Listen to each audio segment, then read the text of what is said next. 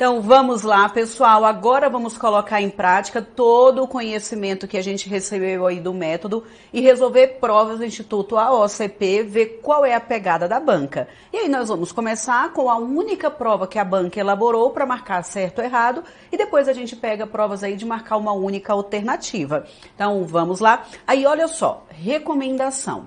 Vocês vão perceber que independente de o examinador pedir para a gente marcar certo ou errado, ou marcar uma única alternativa correta, é claro, a banca segue o perfil de outras bancas examinadoras de primeiro colocar questões de interpretação de texto e depois questões de gramática.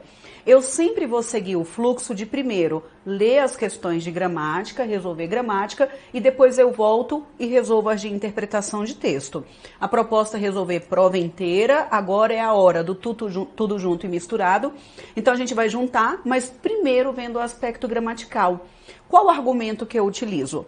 Quando eu primeiro vejo o item de gramática, provavelmente eu vou ter de voltar em partes do texto para poder investigar o que ele perguntou. Isso quer dizer que eu já estarei me familiarizando com a ideia daquele texto. Aí preste atenção que eu vou até começar de novo reorganizando a informação.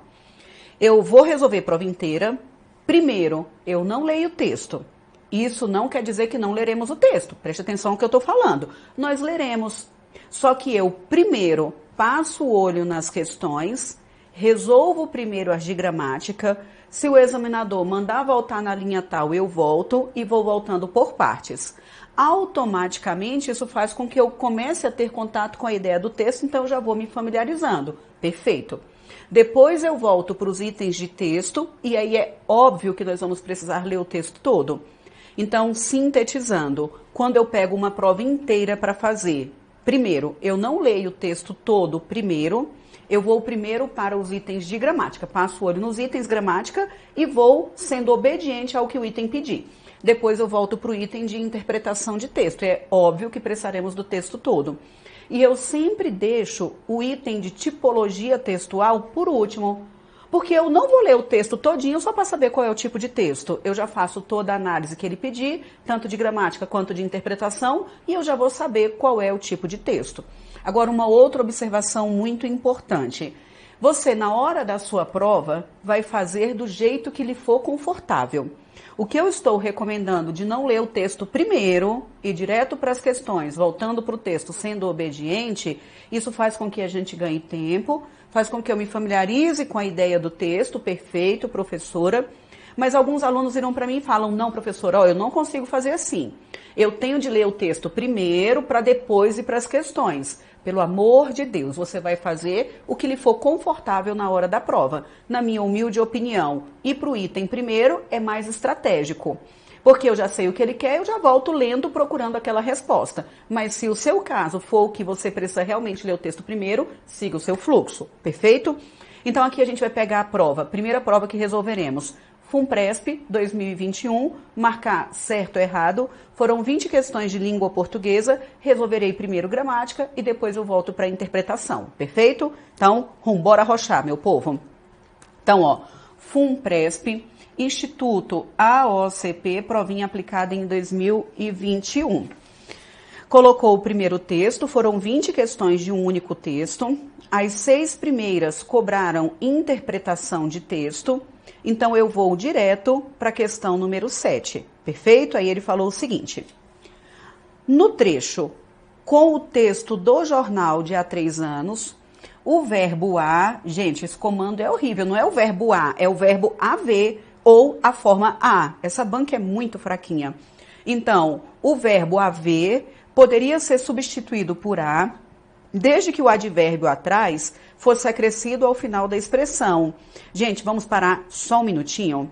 Vocês concordam comigo que nunca na vida é possível tirar o verbo haver, que indica tempo decorrido, e colocar apenas a preposição a? Nunca na vida. Esse verbo haver, indicando tempo decorrido, ele inclusive é um verbo impessoal. Se é impessoal, significa que não existe sujeito, então obrigatoriamente ele fica no singular. Se não tem sujeito, não tem concordância. Verbo na terceira pessoa do singular. Eu falo que a 3 anos, ou eu falo que faz 3 anos, e muitos por aí dizem fazem 3 anos. Olha que horror, nunca na vida, pelo amor de Deus, e ainda fala há 3 anos atrás, nunca na vida. Preste atenção, a forma haver do jeito que está aqui já está no pretérito. Então, o tempo passado já está na conjugação do verbo, por isso eu não coloco atrás. Eu tenho como opção falar há 3 anos, ou se eu tiro o verbo haver, eu poderia falar 3, aí ok, 3 anos atrás. Acompanhou meu pensamento? Então, quais são as duas formas possíveis aqui? Olha só. Ou é há 3 anos, e como o tempo pretérito já está embutido no verbo, eu não coloco atrás. Ou eu tiro o verbo haver, e como não tem nada indicando algum tempo, aí eu poderia sim colocar o atrás. Perfeito? Muito bem, muito bem. Agora, o que ele pediu, nunca na vida, há 3 anos. Como é que eu coloco apenas o a preposição? Isso aqui não vai dar certo? Nunca, nunquinha. Beleza? Aí ele falou que nesse trecho, ó, com o jornal de há 3 anos, indicando o tempo decorrido, não dá para colocar só o azinho de jeito nenhum. Então, questão certa ou errada, meu povo? Errada. Aí depois ele falou, desde que o advérbio atrás fosse acrescido ao final da expressão, beleza? Então, isso aqui nada a ver com nada a ver. Perfeito. 8. Em tudo expresso de maneira tão sutil que pega as mínimas ondulações do pensamento do homem, a expressão especificadora do homem pode ser substituída por humano, sem acarretar mudanças de sentido ao texto. Olha só, pessoal, essa questão aqui foi uma questão muito bacana. Lembram que eu falei o seguinte, a gente vai primeiro para a parte de gramática, mas de acordo com o que o item pedir, eu volto no texto. Porque quando ele pediu para tirar o do homem e colocar o humano sem mudar o sentido, eu não posso pegar, só falar, peraí, é o pensamento do homem, então é o pensamento humano. Eu não posso fazer isso de maneira isolada nesse trecho. Aí eu preciso voltar no texto, perfeito? Então vou voltar no texto para investigar como isso foi empregado. Aí olha só. Quando ele volta, a expressão do homem é tão legal porque ele nem fala em que linha tá. Estão vendo só como é que funciona, meu povo? Vamos ler nesse trem aqui pra gente ver onde é que tá, que eu nem marquei. Deveria ter marcado, né? Mas é bom que a gente aproveita logo então para ler o texto. Olha só. Contemporâneo de Lígia Fagundes Telles. Deixa eu voltar um pouquinho só pra gente já se situar. Então, vamos, é bom que a gente já vai antecipando aí a leitura do texto. Conto de você fica ressoando na memória.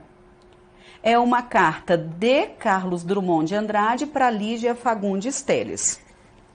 Contemporâneo de Lígia Fagundes Telles e 21 anos mais velho que ela, Drummond pôde acompanhar a trajetória de uma das maiores contistas da literatura brasileira e tecer considerações sobre a obra da amiga. É o que faz nesta carta, em que comenta os contos do Jardim Selvagem, publicado no ano anterior. Rio de Janeiro, 28 de janeiro de 1966. Lígia querida, sabe que ganhei de Natal um livro de contos no qual o meu santo nome aparece no ofertório de uma das histórias mais legais intituladas A Chave, em que, por trás da chave, há um casal velho com moça e uma outra mulher na sombra, tudo expresso de maneira tão sutil que pega as mínimas ondulações do pensamento do homem. Olha só, apareceu aqui. Que pega as mínimas ondulações do pensamento do homem, inclusive esta. Feroz, chateado de tanta agitação animal da esposa, com o corpo sempre em movimento, o velho tem um relâmpago. A perna quebrada seria uma solução. Por final, que comparei o texto do livro com o texto do jornal de há 3 anos, e verifiquei o minucioso trabalho de polimento que o conto recebeu. Até aqui, a gente já consegue julgar. Então, vou parar bem aqui para a gente já julgar, perfeito? Aí, veja só, vou ler de novo organizando a informação. O Drummond mandou essa carta para Lígia, aí ele foi e falou, ó, sabe que ganhei de Natal um livro de contos. Então, ele ganhou esse livro de conto. E o nome do Drummond aparece em uma das histórias, aparece na história-chave. Aí agora ele vai falar o que existe nessa história. Aí ele colocou em que atrás da chave há um casal velho com moça. Então o personagem é velho com moça. E uma outra mulher na sombra. Essa outra mulher na sombra deve ser aí a outra desse velho, não é? Esse velho já tem uma mulher moça e tem outra mulher que fica na sombra. Tudo expresso de maneira tão sutil que pega as mínimas ondulações do pensamento do homem. A minha pergunta é, quando ele fala que pega as mínimas ondulações do pensamento do homem, olha para cá. Vocês acham, pelo que a gente leu até agora, que esse do homem é do ser humano de maneira geral? Ou ele está falando deste velho específico? A gente vai ter de avaliar quando ele fala esse pensamento do homem. É o pensamento do ser humano? Ou é o pensamento deste homem, é o pensamento deste velho? Vamos continuar a leitura. Então, olha só. Aí ele coloca, tudo expresso de maneira tão sutil que pega as mínimas ondulações do pensamento do homem. Inclusive esta. Vocês estão vendo que ele ainda vai falar qual é o pensamento do homem. Qual é o pensamento do homem? Chateado de tanta agitação animal da esposa, com o corpo sempre em movimento, o velho teve um relâmpago. Então, esse pensamento do homem é o pensamento de quem? Do velho. Se é o pensamento do velho específico, então não posso falar que é ondulação do pensamento humano.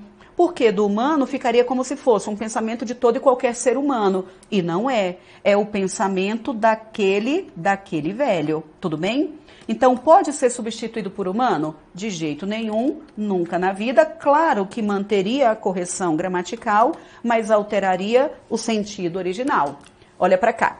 Quando ele fala o pensamento do homem, é o pensamento dele, beleza? Só para a gente recapitular rapidão. Se é o pensamento dele, então dá uma ideia de posse. É um adjunto adnominal. Para a gramática, tudo que indica posse é adjunto adnominal, perfeito? Quando ele fala pensamento humano, continua como adjunto adnominal, perfeito? Só que agora daria um olhar muito mais amplo. Repito, como se fosse de todo e qualquer ser humano. Joia? Então, deixaria de ser adjunto adnominal, continua como adjunto adnominal, só que agora assumindo um outro valor semântico. E nós só chegamos a essa conclusão por causa da aplicabilidade da ideia desse adjunto adnominal no contexto que foi criado. Vamos então agora para o nosso próximo item. 9. Na primeira frase da carta, o pronome relativo esta deveria estar no plural para concordar com o seu referente, as mínimas ondulações. Vamos avaliar, que é o trechinho que a gente acabou de ler. Gente, é ir e voltar só a vida toda. Estão vendo que ele colocou assim? Vamos ler esse trechinho novamente. Ele falou que a chave em que por trás da chave há um casal velho com moça e uma outra mulher na sombra. Tudo expresso de maneira tão sutil que pega as mínimas ondulações, inclusive esta feroz. Vocês estão vendo que quando ele coloca esta feroz, ele não está colocando esta para retomar as mínimas ondulações. Ele está colocando esta, estão vendo que aqui inclusive apareceu a parte de 2 pontos? Se apareceu 2 pontos, então esta ainda vai ser apresentado. Se ainda vai ser apresentado, o esta não está como recurso anafórico, está como recurso catafórico. Veja só, olha para cá. Quando eu falo, por exemplo, se ele estivesse falando essas ondulações, se estivesse recuperando o que foi dito, aí seria anafórico. Como aqui ele coloca esta e ele ainda vai apresentar a ideia lá na frente, então o esta aqui está empregado como recurso catafórico e não anafórico, tudo bem? Do jeito que ele colocou no item, ele falou que teria de ficar no plural para concordar com o que foi dito. Não.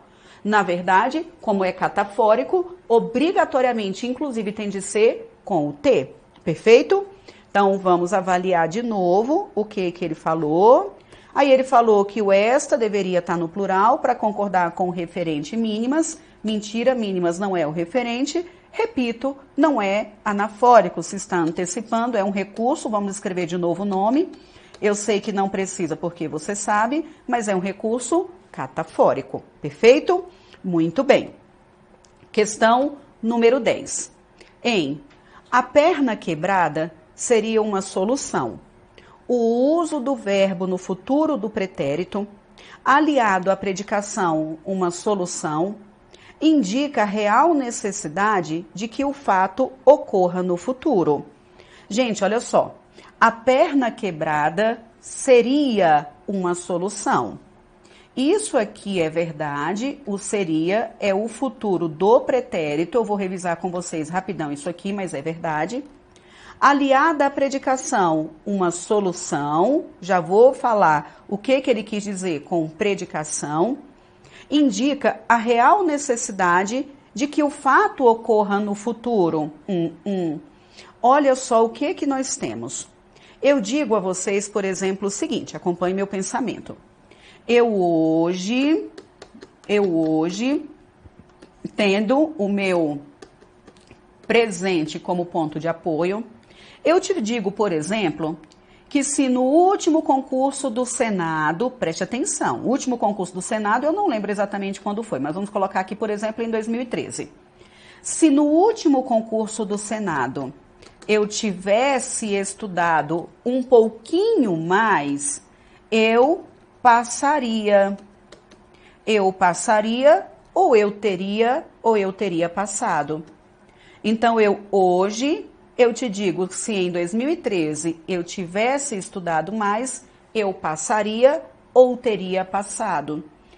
Vocês estão vendo que aqui eu projetei um futuro, algo que poderia ter acontecido, só que esse futuro não tem como apoio o momento presente. Esse futuro tem como ponto de partida o nosso momento passado. Por isso que é o chamado futuro do pretérito. É o passaria.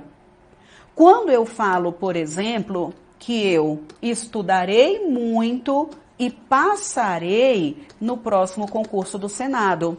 Passarei em qualquer outro próximo concurso. Vocês estão vendo que agora eu continuo projetando um futuro, mas o meu ponto de apoio é o momento presente, que é o futuro do presente. Então, essa terminação, cantaria, falaria, correria, é o futuro do pretérito, que é uma possibilidade de uma ação ter acontecido no passado, só que depende de uma outra ação também no passado. Tudo bem? Então, quando ele coloca o seguinte, veja só, quando ele diz que a perna seria uma solução, essa forma, essa desinência de fato é futuro do pretérito, aliado à predicação. Por que predicação? Vocês estão vendo que quando ele diz que a perna quebrada seria a solução, isso aqui é o verbo ser, que é verbo de ligação. O que vem depois é o predicativo do sujeito, por isso que ele falou que é associado a essa predicação, porque ele falou que essa forma verbal mais o predicativo do sujeito. E isso indica uma real necessidade que o fato ocorra no futuro. Quando ele fala que é uma real necessidade que o fato ocorra no futuro, é como se ele estivesse projetando que isso ainda vai acontecer, ele está projetando para o futuro do presente. Só que, na verdade, o verbo está conjugado no futuro do pretérito e não no futuro do presente. Então, não existe esta real necessidade que o fato ocorra no futuro. Ele levanta uma possibilidade de que isso poderia ter acontecido. Então, item 10, certo ou errado? Errado. Muito bem, muito bem. Eu vou parar agora só um minutinho para os nossos vídeos não ficarem tão longos, tá bom? E a gente continua aí resolvendo primeiro os de gramática. Então, vamos parar aí só um minutinho.